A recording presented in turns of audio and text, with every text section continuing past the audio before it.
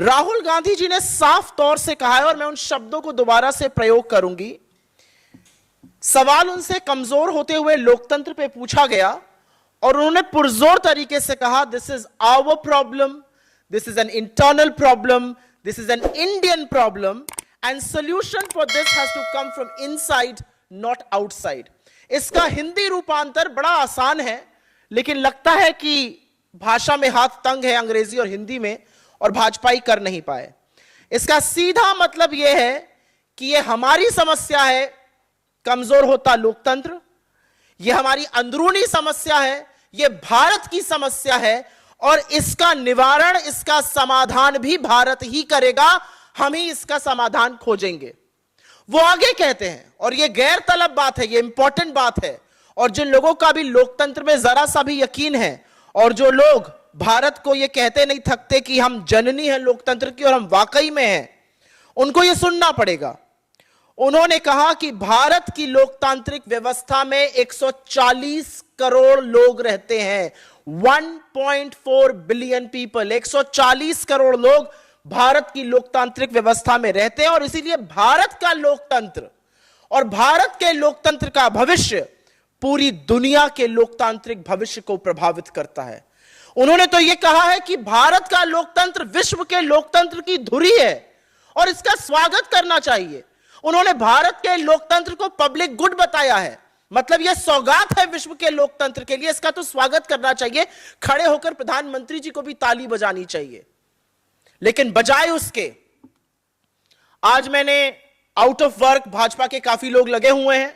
यह सच है कि जब राहुल गांधी जी बोल देते हैं तो भाजपा के बददिमाग प्रवक्ता, उनके सांसद, उनके एमएलए, उनके बेरोजगार घूमते हुए पूर्व मंत्री, उनके कुछ ना काम करते हुए प्रेजेंट मंत्री, सब के सब ट्रोल बनने का, दो रुपल्ली का काम करने लगते हैं। हर व्यक्ति भाजपा में एकदम से सक्रिय हो जाता है अगर राहुल जी बोलते हैं। पहले तो आप डिसाइड कर लीजिए भाई कि उनकी बात सीरियस है कि नहीं है। अगर सीरियस है तो आप सब लोग बोलते हैं, और अगर सीरियस नहीं है तो क्यों बोलते हैं। आज लेकिन मैंने एक बड़ा ही भद्दा, शर्मनाक और निहायत ही गैर जिम्मेदाराना बयान एक ऐसे व्यक्ति से सुना जिसने इस देश के संविधान की शपथ ली है, इस देश के सांसद हैं।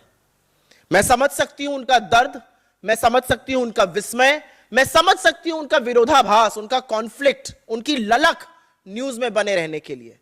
श्री रविशंकर प्रसाद जी अब पद पर नहीं है, मंत्री थे, बड़े बेआबरू होकर कूचे से निकले, लेकिन अब रेलेवेंस की लड़ाई कर रहे हैं, और वो आकर अनाप शनाप बिना पलक झपकाए जो झूठ बोलना होता है, उन्होंने आज उसका काम किया है और कहा कि राहुल गांधी जी हस्तक्षेप मांग रहे हैं किन्हीं और देशों का भारत के लोकतंत्र में।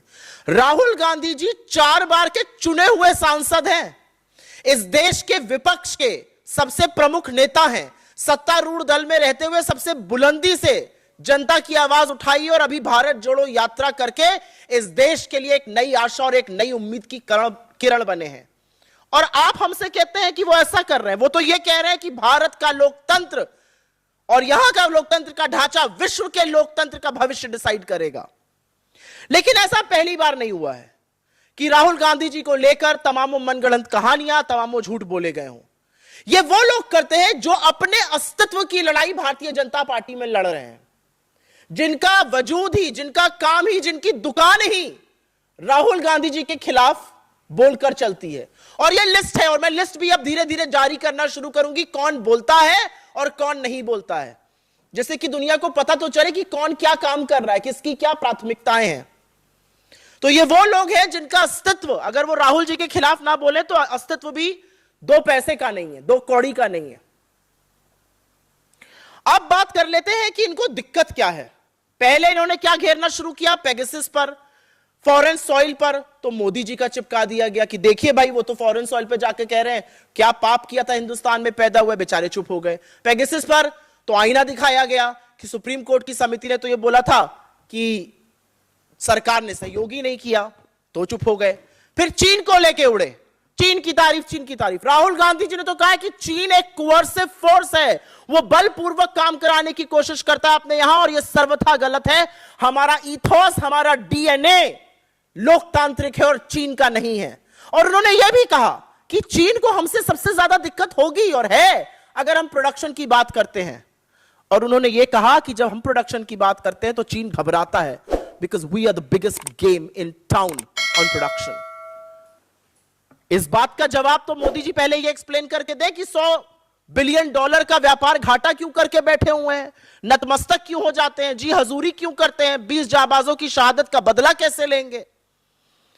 तो पहले तो बेचारे चीन पर घुमाते रहे, वो भी नहीं चिपका, क्योंकि राहुल गांधी जी ने तो चीन को ही धज्जियां उड़ा दी है, कहकर कि चीन एक कोअर्सिव फोर्स है, चीन में लोकतंत्र नहीं है, चीन बलपूर्वक काम कराता है, चीन को हमसे दिक्कत है, अगर हम प्रोडक्शन करेंगे तो चीन को सबसे ज्यादा दिक्कत है, बिकॉज हम सबसे ज्यादा उसमें उन्नति कर सकते हैं। फिर बेचारे, और ये स्क्रिप्ट है, पहले चीन पकड़ लो अपने मित्र को, फिर दूसरे मित्र पाकिस्तान के पास पहुंच जाओ, फिर पाकिस्तान को लेकर आ गए, पाकिस्तान पाकिस्तान। अरे भैया, अभी तक ये देश समझना चाहता है कि लाहौर क्या करने गए थे, कौन सी बिरयानी खाने, कौन सी सेवई खाने, वो बताएंगे नहीं। देश ये पूछना चाहता है पठानकोट में आईएसआई क्यों बुलाई, पाकिस्तान पाकिस्तान। पाकिस्तान की भी धज्जियां उड़ा दी राहुल जी ने। राहुल जी ने कहा पाकिस्तान, किसी ने उनसे सवाल पूछा पड़ोसी देशों पर कैसे रिश्ते होने चाहिए, पाकिस्तान का नाम लिया, उन्होंने कहा मुझे लगता है कि पड़ोसी देशों से अच्छे संबंध होने चाहिए, सामान्य संबंध होने चाहिए, समन्वय होना चाहिए, लेकिन पाकिस्तान की आतंकी गतिविधियों को देखते हुए, पाकिस्तान की काली करतूतों को देखते हुए ऐसे संबंध बनना स्थापित नहीं है। अब वो भी सुई टपक सन्नाटा हो गया कि भाई पाकिस्तान भी नहीं चिपक रहा है, तो एक ये नया एंगल मनगढ़ंत कहीं से निकाल लिया। लेकिन ये मैंने दूध का दूध और पानी का पानी कर दिया कि उन्होंने क्या कहा था कि this is our own, our internal and an Indian problem, जिसका सोल्यूशन हिंदुस्तान ढूंढेगा, लेकिन हिंदुस्तान का जो लोकतंत्र है वो विश्व के लोकतंत्र की गति, नीति, दिशा और दशा डिसाइड करेगा। एक बात मैं और कहना चाहती हूं, आपको बड़ी आपत्ति है, चाहे वो बेरोजगारी पे बोले या महंगाई पे बोले या अडानी पे बोले या चीन पर बोले, किसी चीज पे भी, कोरोना पे बोले, आप आइए ना सदन में बहस करिए, करते हैं दूध का दूध पानी का पानी। आप बहस नहीं कर पाते, बहस से भागते हैं।